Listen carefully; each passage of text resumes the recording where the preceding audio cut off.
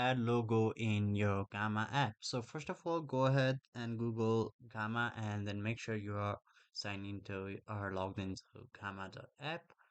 So once you've done that, you'll have to go to the create section in your Gamma and into there. Here you can see a image like icon and then simply press on there. Here you can see image upload or URL. So here you can press paste or enter image URL if you've got, or also you can browse the folder in your file in your folder. So simply go ahead to click to upload or drag a file. So here let's go with nitro wallpaper. So let's go with nitro.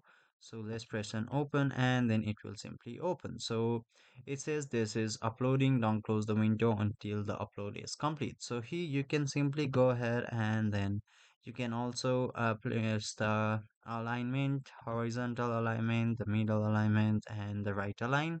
So you can also expand the photo. You can do nothing, also open in the new tab. So basically you can as well do crop by going to this crop feature. So let's just go ahead with the only end section.